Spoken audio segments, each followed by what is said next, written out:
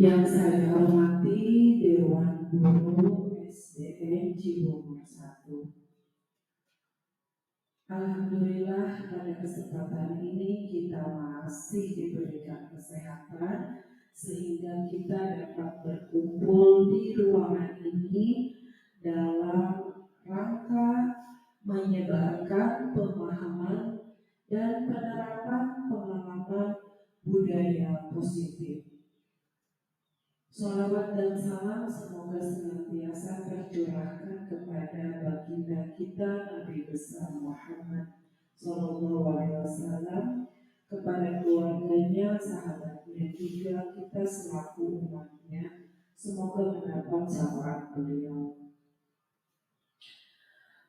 Bapak Ibu yang saya hormati, pada kesempatan ini izinkan saya untuk memaparkan materi yang sudah saya dapatkan pada pendidikan guru penggerak yang saya sudah ikuti kurang lebih 2 bulan lamanya.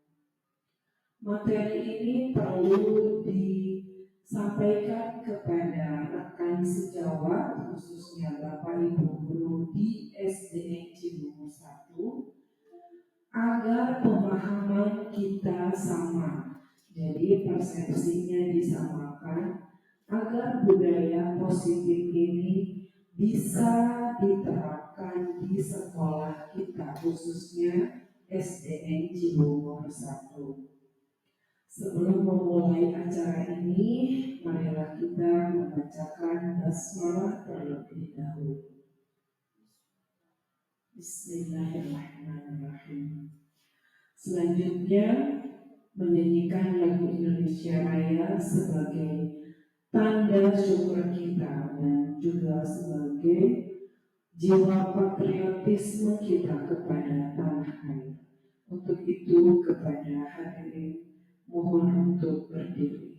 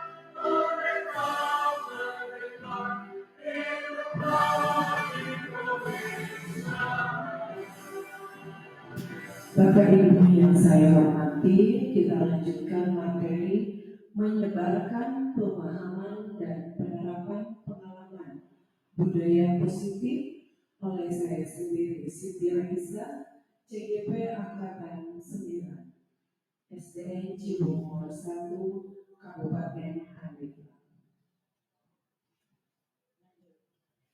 Adapun materi yang akan saya sampaikan pada kesempatan ini diantaranya perubahan paradigma belajar, disiplin positif, nilai-nilai kebajikan, kebutuhan dasar manusia, motivasi perilaku manusia, posisi kontrol guru, keyakinan kelas, dan segitiga restitusi.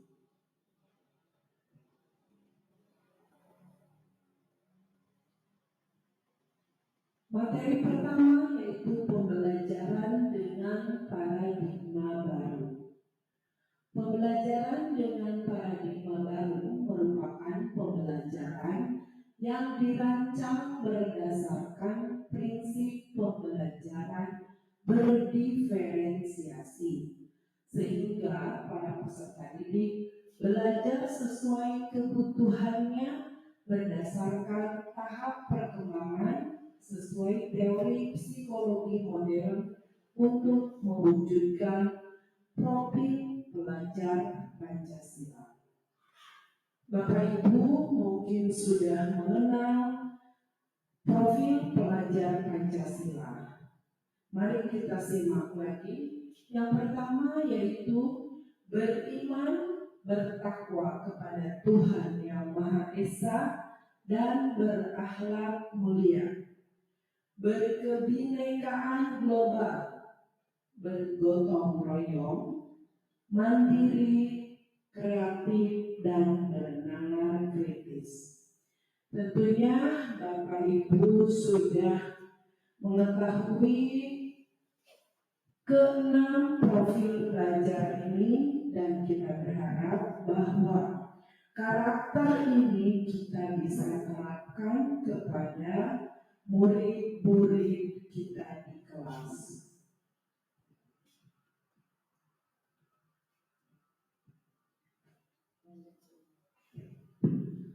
Miskonsepsi tentang teori kontrol.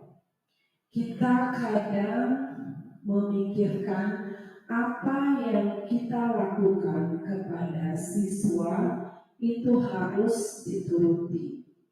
Kita sebagai guru seolah-olah mendikte apa yang kita inginkan harus murid lakukan, dengan semata agar tercipta rasa kedisiplinan. Padahal semua itu adalah ilusi. Ilusi guru dalam mengontrol murid. Ilusi bahwa kritik dan membuat rasa bersalah mampu menguatkan karakter. Ilusi bahwa orang dewasa berhak memaksa. Ilusi bahwa penguatan positif, efektif, dan bermanfaat. Apa yang kita pikirkan ternyata itu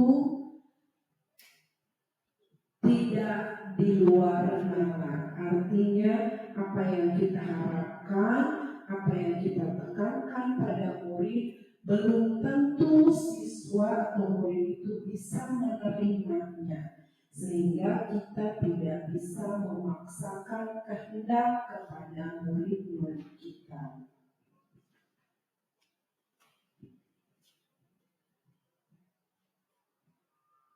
Bagaimana cara mengubahnya? Perhatikan tabel berikut. Mengubah paradigma stimulus respon kepada pendekatan teori kontrol. Kita diharapkan bahwa respon yang selama ini kita kerjakan, lakukan pada murid, semoga bisa berubah atau mengikuti teori kontrol yang ada. Di antaranya, stimulus respon realitas atau kebutuhan kita sama. Pada nyatanya, realitas kebutuhan kita itu berbeda. Itu menurut teori kontrol. Yang kedua, semua orang melihat hal yang sama, tetapi setiap orang memiliki gambaran berbeda. Yang ketiga, kita mencoba mengubah orang agar berpandangan sama dengan kita. Pada teori kontrol, kita berusaha memahami pandangan orang lain tentang dunia. Yang keempat, perilaku buruk dilihat sebagai suatu kesalahan. Teori kontrolnya, semua perilaku memiliki tujuan. Yang kelima, orang lain bisa mengontrol saya, tetapi menurut teori kontrol, hanya Anda yang bisa mengontrol diri Anda sendiri. Berikutnya, saya bisa mengontrol orang lain, tetapi menurut teori kontrol, Anda tidak bisa mengontrol orang lain. Pemaksaan ada pada saat bujukan gagal. Pada teori kontrol, kolaborasi dan konsensus menciptakan pilihan-pilihan baru. Selanjutnya, model berpikir menang kalah dalam teori kontrol itu tetap berprinsip pada menang-menang. Jadi selalu berpikir bahwa kita harus tetap menang dan menang.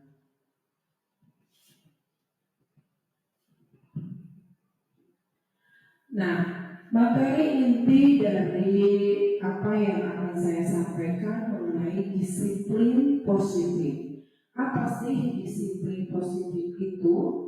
Kata disiplin berasal dari kata disiplina yang artinya belajar. Disiplin mengacu pada disiplin diri yang memiliki tanggung jawab terhadap apa yang dilakukannya berdasarkan nilai-nilai yang diyakini. Disiplin positif merupakan salah satu cara penerapan disiplin yang bertujuan untuk menumbuhkan kesadaran serta memberdayakan peserta didik tanpa imbalan, penghargaan atau reward, ancaman atau hukuman. Sebagai pendidik, tujuan kita adalah menciptakan peserta didik yang memiliki disiplin diri sehingga mereka berperilaku mengacu kepada nilai-nilai kebajikan universal dan memiliki motivasi intrinsik dalam perubahan perilaku ke arah yang lebih baik. Jadi, pada hal ini Bapak Ibu perlu ketahui bahwa sikap disiplin itu harus berasal dari diri kita sendiri. Disiplin diciptakan bukan dari orang lain, walaupun memang pada dasarnya kita sebagai guru mengupayakan kepada murid-murid untuk selalu bersikap disiplin, mematuhi semua peraturan yang ada. Tetapi semua itu akan muncul pada diri anak masing-masing. Sejauh mana stimulus kita selaku guru membimbing, membina murid-murid kita agar tercipta sikap disiplin pada diri mereka masing-masing. Baik Bapak Ibu yang saya hormati, untuk menciptakan disiplin positif tentunya harus ada nilai-nilai kebajikan yang perlu kita tanamkan. Nilai-nilai yang disepakati bersama terlepas dari suku bangsa, agama, bahasa maupun latar belakangnya. Contoh nilai kebajikan institusi atau organisasi, di antaranya yaitu profil pelajar Pancasila.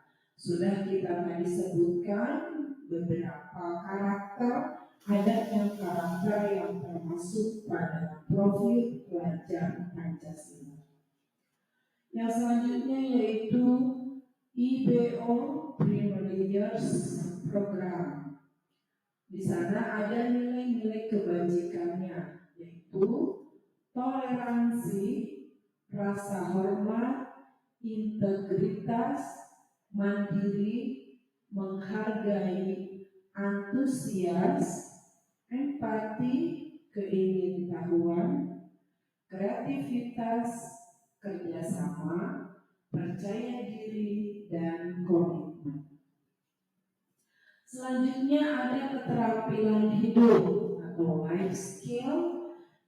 Nilai-nilai kebajikannya diantaranya yaitu dapat dipercaya, lurus hati, pendengar yang aktif, tidak merendahkan orang lain, dan memberikan yang terbaik dari dirinya sendiri.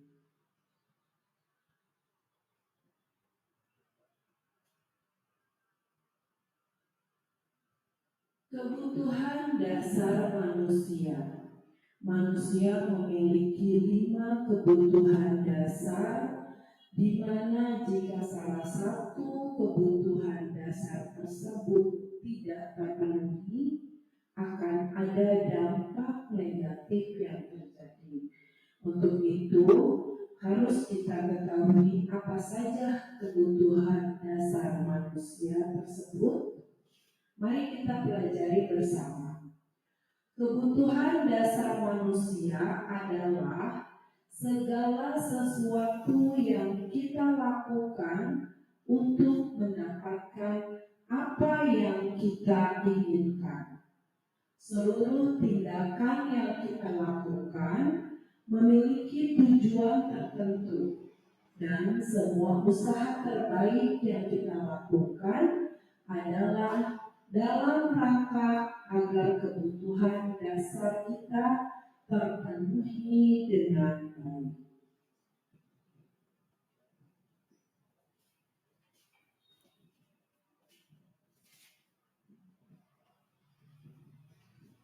Ini adalah 5 kebutuhan dasar manusia, yaitu 1. Bertahan hidup, 2. Kasih sayang dan rasa diterima, 3. Penguasaan, 4. Kebebasan, dan 5. Kesenangan. Apa saja yang termasuk pada kebutuhan bertahan hidup? Perhatikan baik-baik dan tolong dicermati bahwa kebutuhan dasar manusia yang berhubungan dengan bertahan hidup diantaranya makanan, pakaian, tempat tinggal, keamanan, dan kesehatan. Kasih sayang dan rasa diterima, contohnya rasa diterima, dipedulikan, berbagi, kerjasama, menjadi bagian dalam kelompok. Kebutuhan dasar selanjutnya adalah penguasaan. Contohnya harga diri, keinginan untuk dianggap, memimpin, berprestasi, diakui, dan didengar. Selanjutnya ada kebebasan.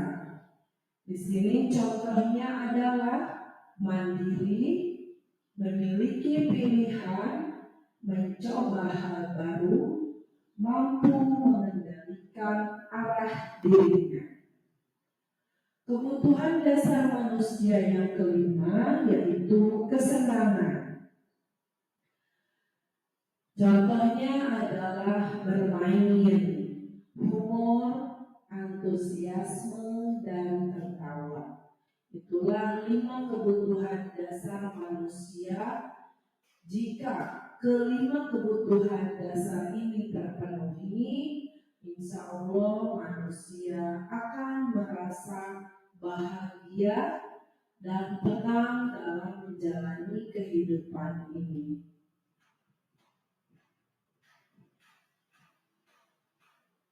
Untuk mewujudkan semua itu tentunya harus ada motivasi. Motivasi yang berasal dari diri kita sendiri ataupun motivasi dari dorongan orang lain. Motivasi perilaku manusia ada dua macam.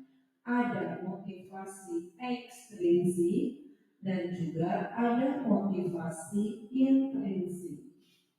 Seseorang melakukan kegiatan atau melakukan nilai-nilai kebajikan ada yang berdasarkan motivasi intrinsik, ada juga yang berdasarkan motivasi ekstrinsik. Apa sajakah itu? Motivasi ekstrinsik, seseorang melakukan sebuah kegiatan kebaikan atas dasar untuk menghindari ketidaknyamanan atau hukuman. Jadi seseorang melakukan sesuatu hal kebaikan tetapi atas dasar khawatir atau takut dihukum. Contohnya, seorang murid yang datang ke sekolah lebih pagi karena khawatir dihukum oleh guru jika datang terlambat. Ada juga melakukan kegiatan tersebut untuk mendapatkan imbalan atau penghargaan dari orang lain. Contohnya, seorang siswa rajin mengerjakan PR karena akan mendapat hadiah dari gurunya. Tetapi beda halnya ketika motivasi itu datang dari diri sendiri, ada PR ataupun tidak, dia akan selalu belajar dengan sungguh-sungguh. Sedangkan motivasi intrinsik, ini motivasi yang harus kita tanamkan kepada murid-murid kita, di mana motivasi ini keluar dari diri kita sendiri atau atas dasar kesadaran sendiri untuk menjadi orang yang mereka inginkan dan menghargai diri sendiri dengan nilai-nilai yang mereka percaya. Jadi mereka melakukan budaya positif tanpa melihat akan adanya hukuman atau akan adanya reward, tetapi dia meyakini benar-benar bahwa kegiatan yang dilakukan itu memang sudah kegiatan yang seharusnya dia kerjakan.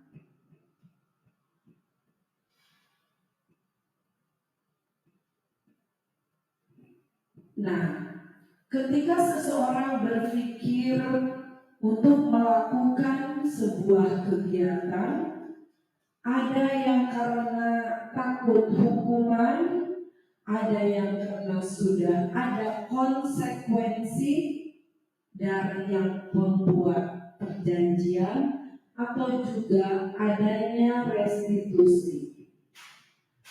Bagaimana ketika ada hukuman? Hukuman terjadi karena tidak terencana tiba-tiba.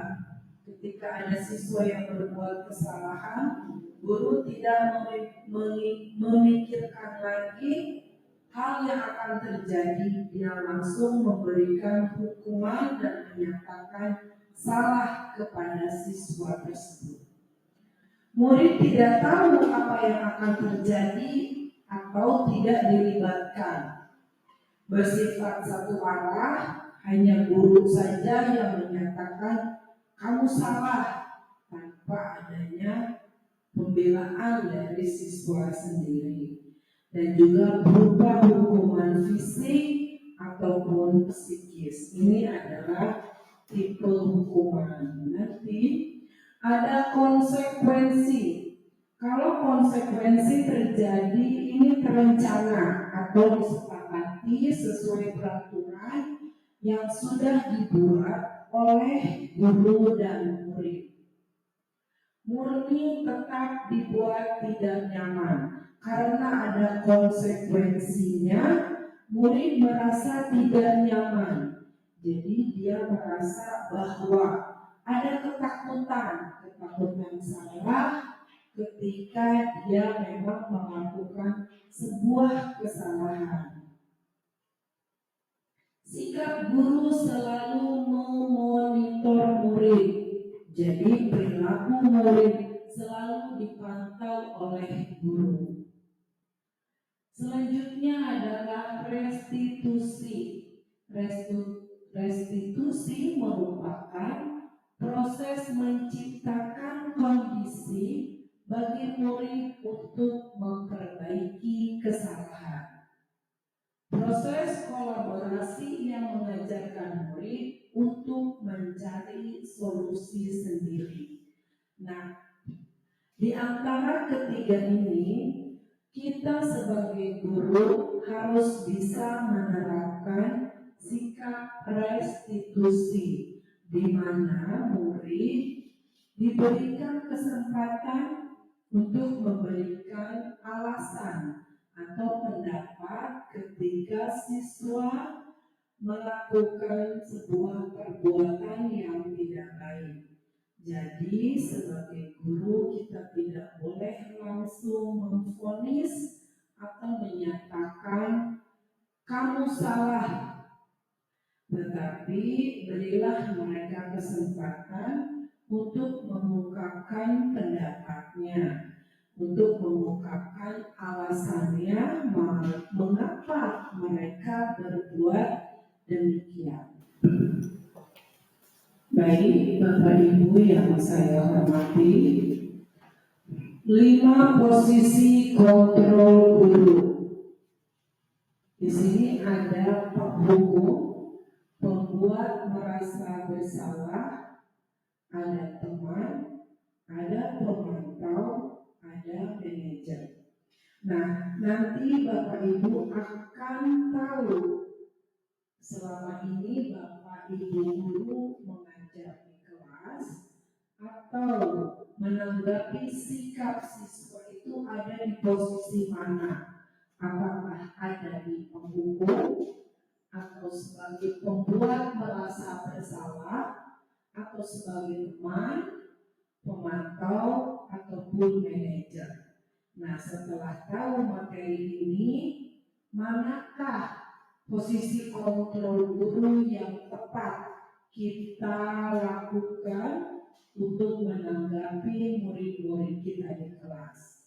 Nah, di antara 5 ini akan saya paparkan satu persatu.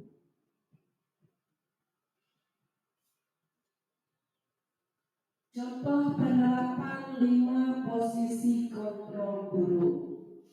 Contoh kasus, siswa tidak memakai atribut lengkap saat upacara bendera. Di sini ada contohnya. Hormat pada bendera selama 1 jam itu termasuk tipe penghukum. Kenapa disebut penghukum? Karena perilaku yang dilakukan atau yang disuruh guru itu sebagai hukuman kepada murid-murid yang tidak memakai atribut lengkap. Apa hukumannya?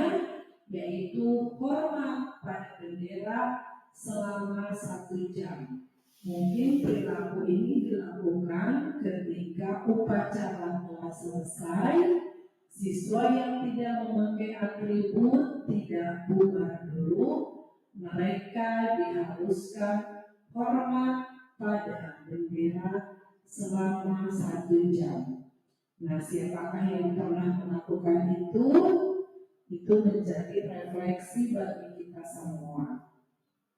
Yang kedua, posisi kontrol guru sebagai pembuat merasa bersalah. Berapa kali ibu bapak harus memberitahu kamu selalu saja mengecewakan ibu dan bapak guru. seolah-olah siswa itu merasa bersalah dengan apa yang dia lakukan dari kata-kata guru yang diucapkan tersebut. Selanjutnya ada yang sebagai teman. Nah, di mana Bapak Ibu guru ada yang posisi kontrolnya sebagai teman. Ayo dong, ikuti aturan sekolah. Tolong bantu Bapak Ibu ya sekali ini. Ya sudah, tidak apa-apa. Lain kali jangan sampai seperti ini lagi ya. Terkadang kita terbiasa menerapkan kontrol seperti ini, menganggap murid sebagai teman. Padahal ini tidak bisa kita lakukan karena murid tidak akan menuruti perintah kita. Selanjutnya sebagai pemantau. Kamu sudah melanggar peraturan sekolah. Kamu tahu konsekuensinya. Setelah upacara, kamu beli atributnya ke koperasi dan jangan diulangi lagi. Nah, pemantau jadi sikap guru itu selalu memonitoring perilaku murid. Apa yang dilakukan murid, dia pantau sampai ketika ada kesalahan, dia akan menanyakan atau menegur. Itu sebagai tipe kontrol memantau. Nah, ada lagi satu posisi kontrol guru yaitu sebagai manajer. Contoh pertanyaan yang diajukan oleh guru kepada muridnya, apakah kamu tahu kesalahanmu? Kira-kira bagaimana kamu memperbaiki kesalahanmu? Nah, kenapa posisi ini dianjurkan untuk kita terapkan di sekolah? Karena posisi manajer memberikan kesempatan kepada siswa untuk memberikan alasan atau memberikan pendapatnya mengapa dia melakukan hal itu, melakukan hal-hal yang kurang baik menurut pandangan guru, sehingga siswa diberi kesempatan untuk mengungkapkannya. Setelah itu, dari mengakui kesalahan yang dia lakukan, guru memberikan kebebasan kepada murid untuk mencari solusinya sendiri, sehingga siswa berpikir untuk mencari solusi sendiri, yaitu dengan mungkin mencari jawaban agar dia tidak terulang lagi, atau mencari solusi agar semua perbuatan yang dia lakukan tidak akan terulang di kemudian hari, dan juga mengingat kembali keyakinan kelas yang sudah disepakati antara murid dan guru. Nah, saya mau bertanya, di antara Bapak Ibu posisi kontrol, apakah aku berdasarkan pada pernyataan di depan ini? Saya kecewa sekali dengan kamu. Ini posisi apa? Yang kedua, kamu tidak pernah benar melakukannya. Yang ketiga, apa rencanamu untuk menyelesaikan masalah ini? Nah, mungkin sekarang Bapak Ibu sudah tahu dan bisa menentukan posisi apa yang ada pada pernyataan ini. Karena Bapak Ibu tadi sudah mendengar bagaimana penjelasan 5 kontrol guru.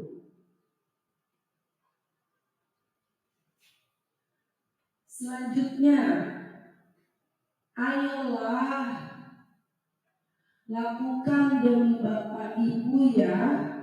Sudah tahu bahwa ini adalah kontrol sebagai teman. Satu lagi, kamu tidak akan mendapatkan nilai jika tidak mengerjakan tugas. Ya, benar, ini adalah sebagai penghukum. Nah, jadi di antara 5 kontrol guru itu yang terbaik kita terapkan adalah kontrol sebagai manajer.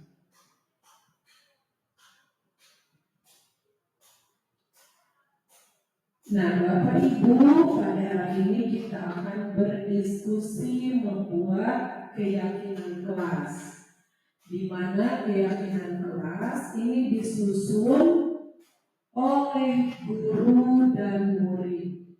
Jadi bukan semata-mata ditentukan atau dibuat oleh guru sendiri.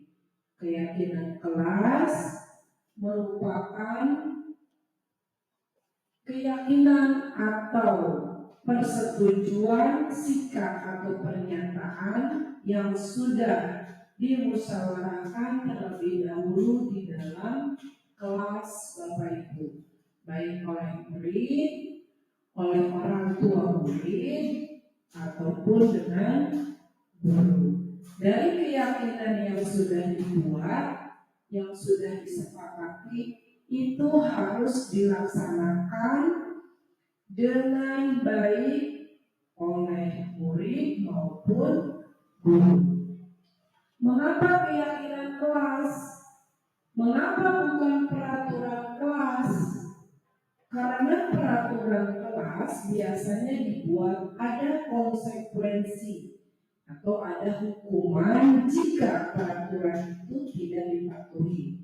Sedangkan keyakinan kelas berharap bahwa karena keyakinan ini dibuat bersama berdasarkan musyawarah antara guru dan murid, diharapkan semua melaksanakan dengan penuh rasa tanggung jawab.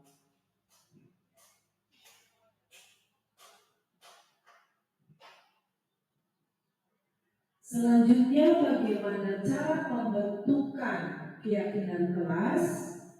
Keyakinan kelas dibentuk bersifat abstrak, berupa pernyataan universal dibuat dalam pernyataan positif, sedikit saja agar mudah diingat, sesuai dengan kondisi kelas dan sekolah sehingga mudah diterapkan. Semua warga sekolah atau warga kelas dilibatkan saat membuat keyakinan kelas. Jadi ketika Bapak Ibu masuk tahun pelajaran baru, Bapak Ibu mengajak siswa untuk membuat keyakinan kelas. Masing-masing siswa membuat catatan satu keyakinan yang benar-benar mereka yakini. Ketika sudah dikumpulkan, adakan diskusi, manakah pernyataan yang benar-benar bisa diterapkan di kelas tersebut, itu akan dijadikan keyakinan. Keyakinan dibuat di kelas tersebut untuk dipatuhi oleh semua. Jadi tidak ada konsekuensi dari hal jika tidak melakukan keyakinan tersebut. Baik Bapak Ibu, kita lanjutkan. Silakan hasilnya ditempelkan di depan.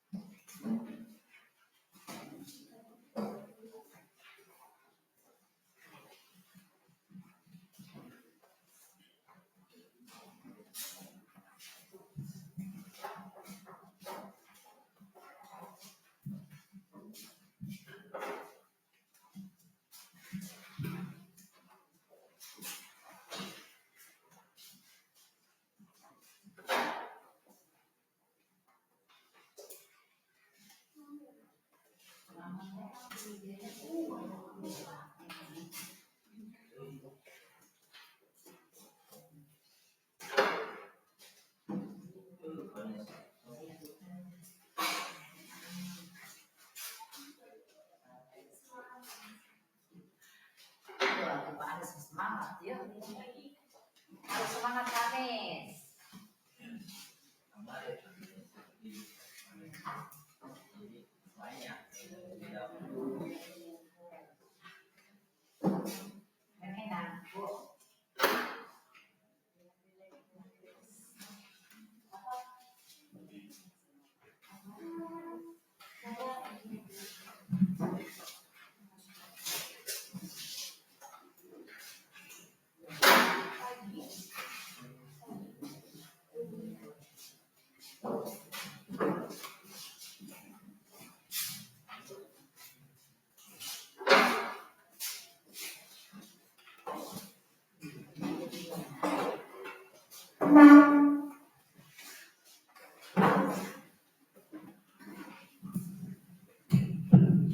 Baik, terima kasih.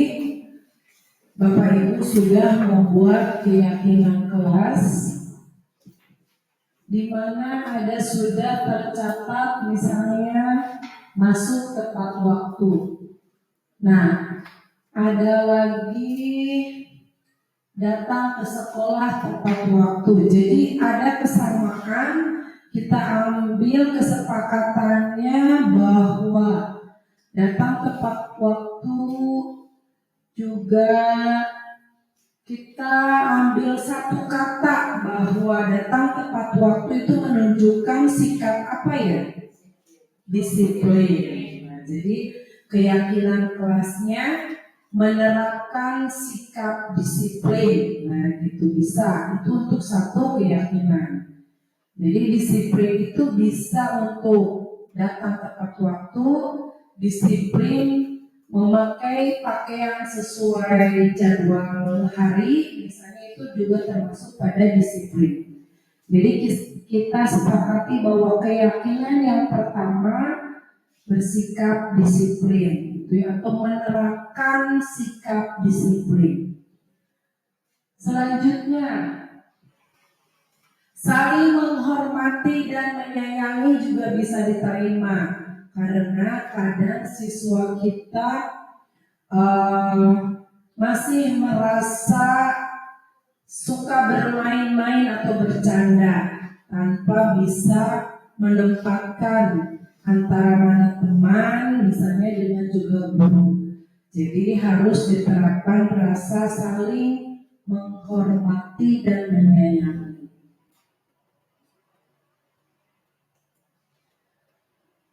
Ini ada kata jangan membuang sampah sembarangan, padahal tidak boleh ada kata jangan. Jadi buanglah sampah pada tempatnya boleh, atau menjaga kebersihan kelas dan sekolah. Karena apa?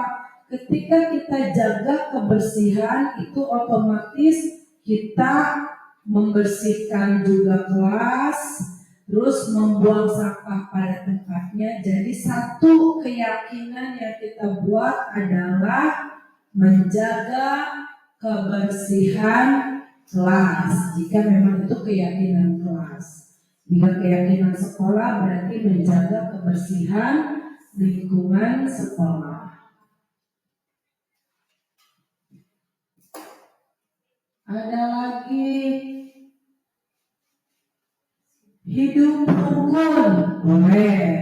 Hidup rukun tadi sebenarnya sudah ya, saling menghormati, ke situ sama. Jadi hal-hal apa yang positif, hal-hal apa yang baik yang kita terapkan dan disepakati dan diyakini untuk guru dan siswa terapkan pada kehidupan sehari-hari. Dengan keyakinan kelas ini diharapkan tercipta sekolah yang aman, nyaman, dan juga menyenangkan. Itu tujuan dari keyakinan kelas. Terima kasih Bapak Ibu sudah bisa menyusun keyakinan kelas. Nanti tinggal difikirkan bagaimana Bapak Ibu dapat menyusun keyakinan kelas di kelasnya masing-masing, disesuaikan dengan kebutuhan siswanya. Siswa kelas 1 akan berbeda dengan siswa kelas 6.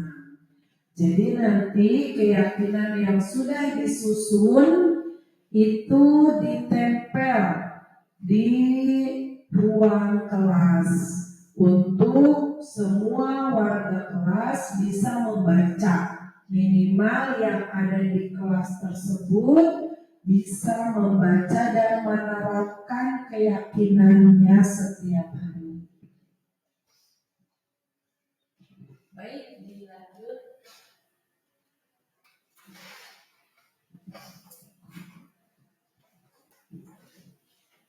Kita lanjut pada segitiga restitusi.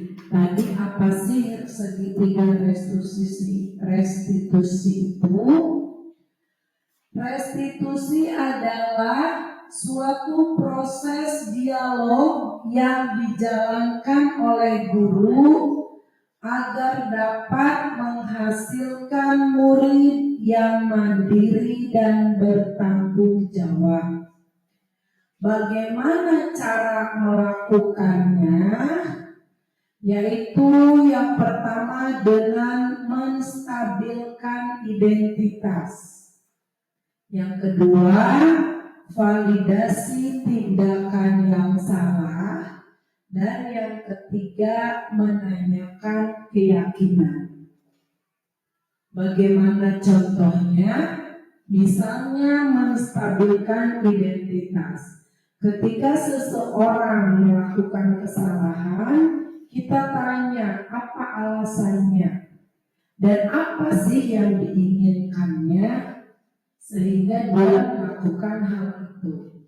Setelah itu kita tanyakan apa kesalahan yang telah dia perbuat, dan jika itu bertentangan dengan keyakinan yang sudah kita buat, tanya, masih ingat tidak? Nah, berarti keyakinannya harus kita susun dulu, kita buat dulu di kelas. Contohnya, ketika dia membuli temannya, berarti dia menyalahi keyakinan yang sudah dibuat tadi, saling menghargai dan menghormati. Dia harus menyadari itu sendiri, dan kita tanyakan apa yang seharusnya dilakukan, apa solusinya.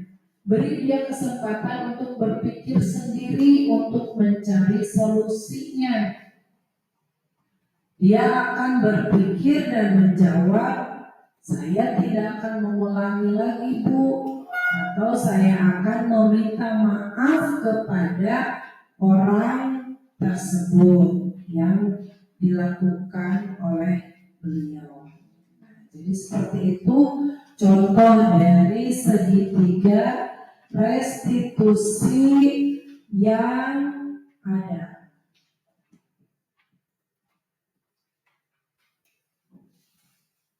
Yang pertama, menstabilkan identitas. Berdasarkan prinsip membuat kesalahan adalah bagian dari proses pembelajaran. Bagaimana kata-katanya? Nah ini, berbuat salah itu wajar. Tidak ada manusia yang sempurna. Ibu, Bapak juga pernah melakukan itu. Bapak Ibu tidak mau mencari siapa yang salah, tapi Ibu Bapak ingin mencari solusi dari permasalahan ini. Kamu berhak merasa begitu. Nah ini kata-kata yang bisa kita ungkapkan kepada murid ketika kita sedang mencari menstabilkan identitas.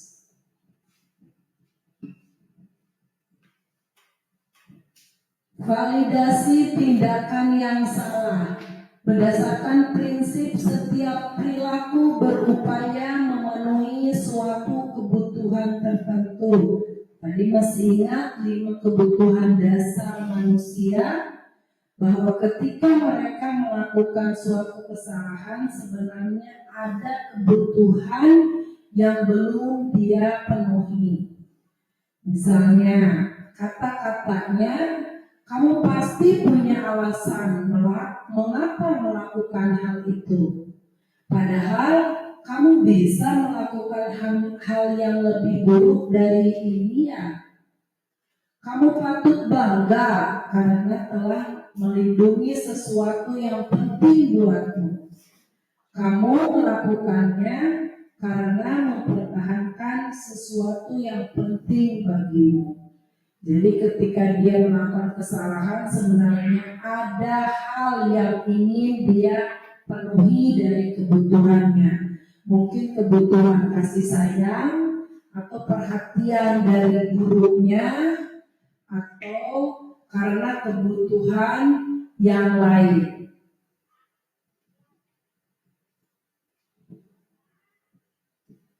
Menanyakan keyakinan berdasarkan prinsip teori kontrol bahwa pada dasarnya kita termotivasi secara intrinsik. Apa keyakinan kelas kita? Nilai-nilai apa yang telah disepakati bersama? Nah, ini menanyakan keyakinan yang sudah kita susun dengan murid-murid kita. Seperti apa gambaran sebuah kelas yang ideal menurut kamu? Kamu ingin menjadi orang seperti apa? Jadi ditanyakan, kamu sebenarnya mau jadi apa gitu ya? Orang seperti apa gitu, nanti dia mengungkapkan sendiri sebenarnya dia itu inginnya apa.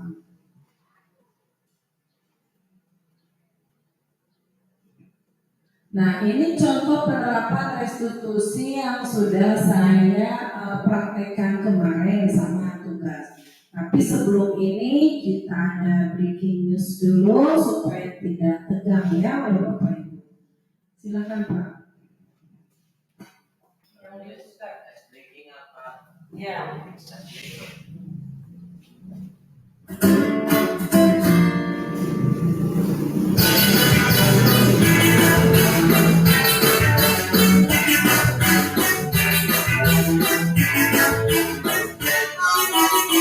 Tangan diputar-putar, bertepuk tangan. Tangan diputar-putar, pegang bahu. Tangan diputar-putar, pegang bahu. Digoyang-goyang, digoyang-goyang, digoyang-goyang.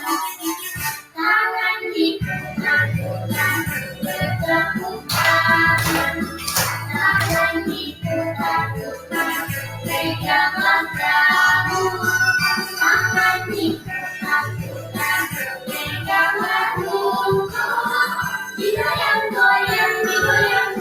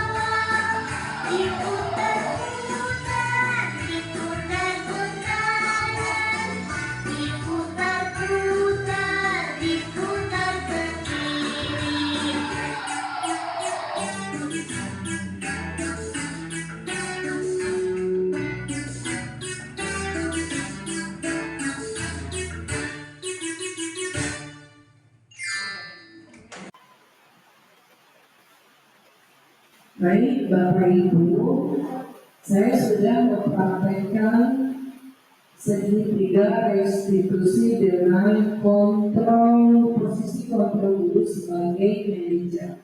Mari kita saksikan bersama.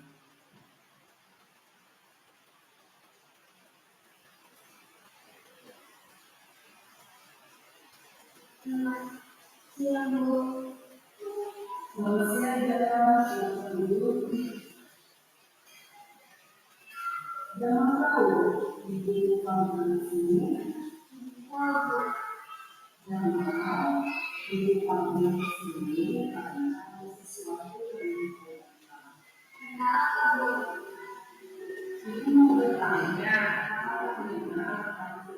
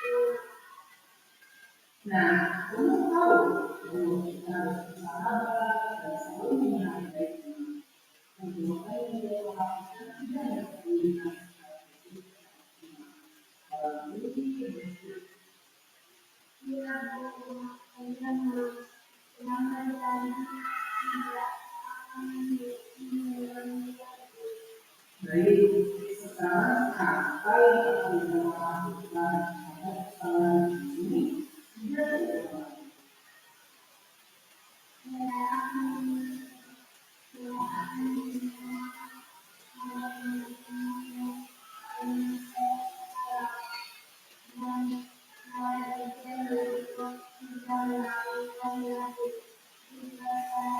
terhadap ini? Alhamdulillah, kita sudah menemukan solusi dari masalah ini. Terima kasih ya Pak. Bisa belajar semua alamatnya di sini. Ya, boleh sampaikan ya.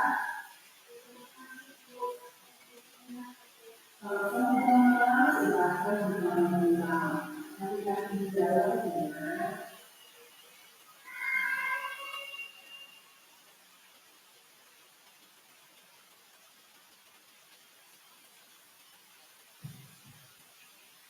Nah, itulah video contoh dari penerapan restitusi.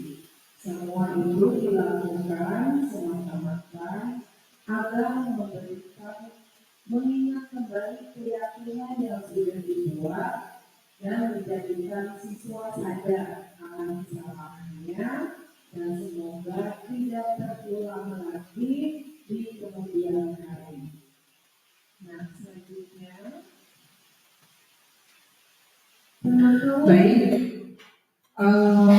setelah materi ini dipaparkan, semoga Bapak Ibu bisa menerapkannya di kelas masing-masing nanti.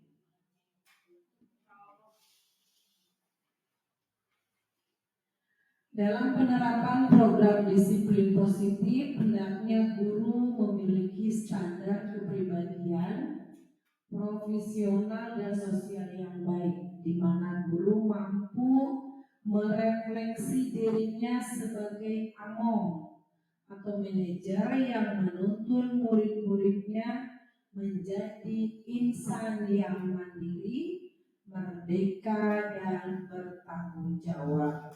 Nah, semoga kita sebagai pendidik termasuk kepada guru-guru yang diharapkan oleh negara kita, karena itu adalah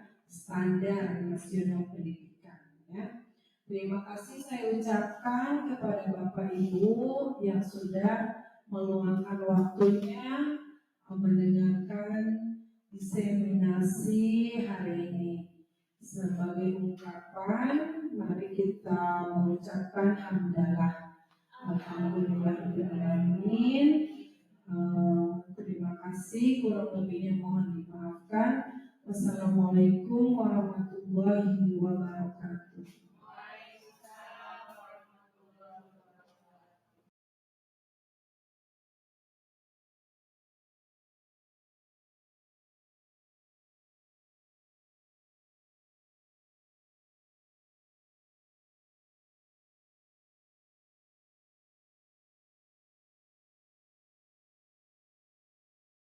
Dan saya senang, alhamdulillah dengan adanya diseminasi budaya positif ini, saya tahu bagaimana saya sebagai pendidik harus bertindak seperti membuat keyakinan kelas dan tahu kontrol guru.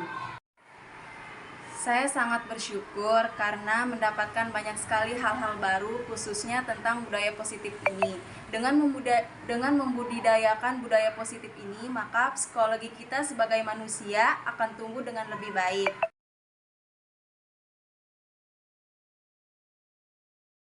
Insya Allah saya akan belajar membentuk keyakinan kelas dengan cara berdiskusi dengan murid-murid saya. Langkah selanjutnya, insya Allah saya akan menerapkan budaya positif ini khususnya bagi diri saya sendiri maupun untuk disebarluaskan kepada lingkungan di kelas maupun di lingkungan sekolah.